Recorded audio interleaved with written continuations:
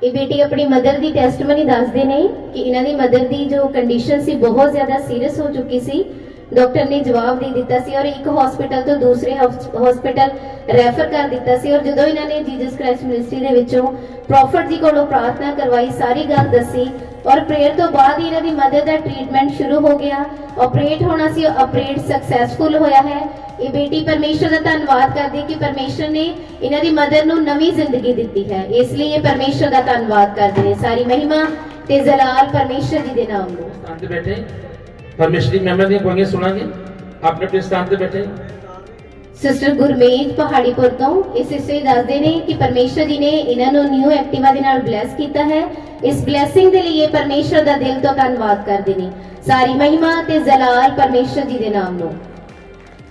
Sister Amarjeet Kaur Paharipur तो इस sister दसते हैं ये तो इन्हों का बेटा किते जा रहे थे और रस्ते के इन्हों का एक्सीडेंट हो गया, बाइक का नुकसान होया, पर ये परमेश्वर का धन्यवाद करते हैं कि परमेश्वर जी ने इन्हों ते इन्हों के बेटे को हाथ दे के बचाया है। इस बड़े बचाव के लिए ये परमेश्वर का धन्यवाद करते हैं। सारी महिमा ते जलाल परमेश्वर जी के नाम को। जोरदार ताड़ियां दे नाल परमेश्वर का धन्यवाद करांगे। सिस्टर परमजीत कौर पहाड़ीपुर तो, सिस्टर शिंदो पहाड़ीपुर तो इस सिस्टर दसते हैं कि इन्हों का बेटा पिछले 1 महीने तो बहुत ज्यादा बीमार सी और इन्होंने प्रॉफिट जी को प्रार्थना करवाई और जल से प्रेयर करवा के अपने बेटे को जल देना शुरू किया। तो परमेश्वर जी ने इन्हों के बेटे को छू के चंगा किया है। और सिस्टर दसते हैं कि हुण इन्हों का बेटा बिल्कुल ठीक है। इस चंगाई के लिए परमेश्वर का दिल तो धन्यवाद करते हैं। सारी महिमा ते जलाल परमेश्वर जी के नाम को।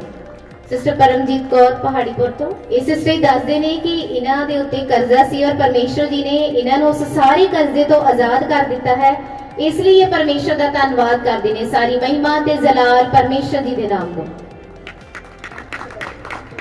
सिस्टर रजनी जलंधर तो इस सिस्टर जी अपनी दोते की गवाही दसते हैं जो बहुत बीमार हो गई सी और हॉस्पिटल दे विच एडमिट सी और इन्हों की दोती को ऑक्सीजन लगी सी। ऑक्सीजन के नाल भी उस बेटी को ऑक्सीजन प्रॉपर नहीं सी मिल रहा और इन्होंने प्रॉफिट जी को प्रार्थना करवाई और प्रार्थना तो बाद परमेश्वर जी ने इन्हों की दोती ने छू के चंगा किया है। सिस्टर दसते हैं कि इन्हों की दोती हुण बिल्कुल ठीक है, स्कूल जा रही है। इस वड्डी चंगियाई के लिए परमेश्वर का दिल तो धन्यवाद करते हैं। सारी महिमा ते जलाल परमेश्वर जी के नाम में। ब्रदर अमरनाथ पहाड़ीपुर तो, ब्रदर जसविंदर सिंह कपूरथले तो ये ब्रदर जी दसते हैं कि इन्होंने एक अख तो घट दिखाई दिंदा सी, जिस करके इन्हों की प्रॉब्लम जी बढ़ती गई और दूसरी अख से भी असर पैन लग गया। और जो ये डॉक्टर को गए चैकअप के लिए तो डॉक्टर ने इन्होंने कहा कि 3 महीने के अंदर अंदर तुहाडी जी अखा की रोशनी हो जा सकती है। और उस तो बाद इन्होंने सारी गल प्रॉफिट जी को दसी और प्रॉफिट जी तो इन्होंने लगातार प्रार्थना करवाई। हुण इन्होंने पिछले हफ्ते अपनी अखां के टेस्ट करवाए ने, इन्हों दी सारिया रिपोर्टां नॉर्मल है यीशु मसीह के नाम च, इसलिए परमेश्वर का दिल तो धन्यवाद करते हैं।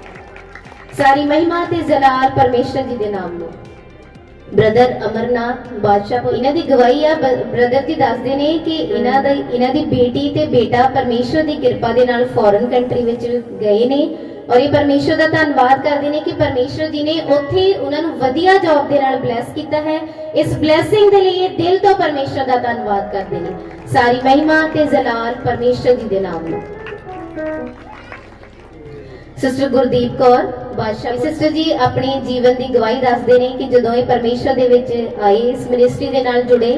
ये सिस्टर दसते हैं कि पहला भी चर्च जाते सी पर इन्हों दी मुश्किलों का हल नहीं सी हुंदा।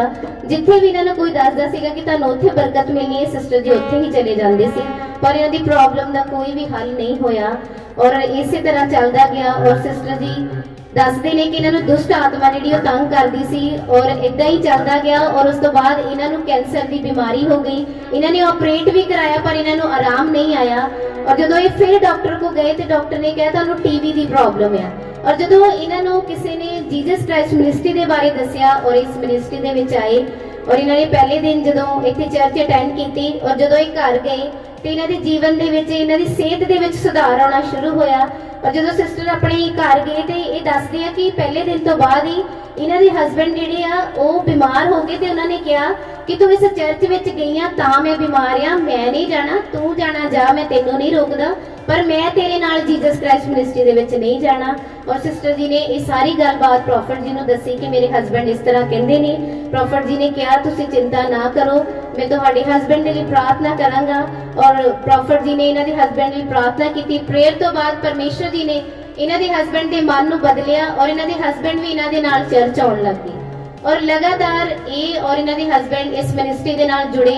ਔਰ ਉਸ ਤੋਂ ਬਾਅਦ ਪਰਮੇਸ਼ਰ ਨੇ ਆਪਣੇ ਦਾਸ ਦੇ ਦੁਆਰਾ ਇਹਨਾਂ ਦੇ ਘਰ ਦੇ ਵਿੱਚ ਕੰਮ ਕੀਤਾ। ਜਦੋਂ ਪ੍ਰੋਫਟ ਜੀ ਇਹਨਾਂ ਦੇ ਘਰ ਗਏ ਤੇ ਸਿਸਟਰ ਦੱਸਦੇ ਨੇ ਕਿ ਜੋ ਵੀ ਦੁਸ਼ਟ ਆਤਮਾ ਦਾ ਪ੍ਰਭਾਵ ਸੀਗਾ ਸਾਡੇ ਘਰ ਦੇ ਵਿੱਚ, ਸਾਡੇ ਜੀਵਨ ਦੇ ਵਿੱਚ, ਉਹ ਖਤਮ ਹੋ ਗਿਆ। ਹਾਲੇਲੂਇਆ। ਔਰ ਉਸ ਤੋਂ ਬਾਅਦ ਸਿਸਟਰ ਜੀ ਦੱਸਦੇ ਨੇ ਕਿ ਮੈਂ ਠੀਕ ਹੋਣਾ ਸ਼ੁਰੂ ਹੋ ਗਈ ਔਰ ਮੈਂ ਆਪਣੀ ਬੇਟੀ ਦੇ ਲਈ ਪ੍ਰਾਰਥਨਾ ਕਰਵਾਉਂਦੀ ਸੀ ਕਿ ਮੇਰੀ ਬੇਟੀ ਦੇ ਲਈ ਦੁਆ ਕਰੋ ਕਿ ਉਹਦੀ ਮੈਰਿਜ ਹੋਵੇ। ਪਰ ਪ੍ਰੋਫਟ ਜੀ ਨੇ ਇਹਨਾਂ ਨੂੰ ਵਰਡਸ ਦਿੱਤੇ ਕਿ ਨਹੀਂ, ਤੁਹਾਡਾ ਪਹਿਲਾਂ ਘਰ ਬਣੇਗਾ ਫਿਰ ਮੈਰਿਜ ਹੋਏਗੀ। ਔਰ ਉਸੇ ਤਰ੍ਹਾਂ ਹੋਇਆ। ਪਹਿਲਾਂ ਇਹਨਾਂ ਦਾ ਘਰ ਬਣਿਆ। ਸਿਸਟਰ ਦੱਸਦੇ ਨੇ ਇਹਨਾਂ ਦਾ ਘਰ ਬਹੁਤ ਸੋਹਣਾ ਪਰਮੇਸ਼ਰ ਦੀ ਕਿਰਪਾ ਨਾਲ ਬਣਿਆ ਹੈ ਔਰ ਇਹਨਾਂ ਦੀ ਬੇਟੀ ਦੀ ਵੀ ਮੈਰਿਜ ਬਹੁਤ ਵਧੀਆ ਹੋਈ ਹੈ। ਔਰ ਉਸ ਤੋਂ ਬਾਅਦ ਪ੍ਰੋਫਟ ਜੀ ਨੇ ਇਹਨਾਂ ਨੂੰ ਵਰਡਸ ਦਿੱਤੇ ਸੀ ਕਿ ਤੁਹਾਡਾ ਬੇਟਾ ਬਾਹਰ ਜਾਏਗਾ ਔਰ ਉਸੇ ਤਰ੍ਹਾਂ ਹੋਇਆ। ਇਹਨਾਂ ਦਾ ਬੇਟਾ ਬਾਹਰ ਗਿਆ ਔਰ ਉਸ ਤੋਂ ਬਾਅਦ ਇਹਨਾਂ ਦੇ ਦੂਸਰੇ ਬੇਟੇ ਦੀ ਮੈਰਿਜ ਹੋਈ। ਜੋ ਪ੍ਰੋਫਟ ਜੀ ਇਹਨਾਂ ਦੇ ਲਈ ਬੋਲਦੇ ਗਏ, ਰਿਸੀਵ ਕਰਦੇ ਗਏ, ਮਿਨਿਸਟਰੀ ਨਾਲ ਜੁੜੇ ਰਹੇ, ਬਣੇ ਰਹੇ। ਔਰ ਸਿਸਟਰ ਦੱਸਦੇ ਨੇ ਕਿ ਪਰਮੇਸ਼ਰ ਸਾਨੂੰ ਉਸੇ ਤਰ੍ਹਾਂ ਦਿਨ ਪ੍ਰਤੀ ਦਿਨ ਵਧਾਉਂਦੇ ਗਏ ਆਪਣੀ ਇਨਾਮ ਔਰ ਕਲਾਮ ਦੇ ਵਿੱਚ ਵੀ ਔਰ ਆਪਣੀਆਂ ਆਸ਼ੀਸ਼ਾਂ ਔਰ ਬਰਕਤਾਂ ਦੇ ਵਿੱਚ ਵੀ। ਹਾਲੇਲੂਇਆ। ਇਸ ਲਈ ਇਹ ਸਾਰੀ ਗਵਾਹੀਆਂ ਦੇ ਲਈ, ਨੇਕੀਆਂ ਦੇ ਲਈ, ਭਲਾਈਆਂ ਦੇ ਲਈ ਪਰਮੇਸ਼ਰ ਦਾ ਦਿਲ ਤੋਂ ਧੰਨਵਾਦ ਕਰਦੇ ਨੇ। ਸਾਰੀ ਮਹਿਮਾ ਤੇ ਜਲਾਲ ਪਰਮੇਸ਼ਰ ਜੀ ਦੇ ਨਾਮ ਦੀ। ਜ਼ੋਰਦਾਰ ਤਾੜੀਆਂ ਦੇ ਨਾਲ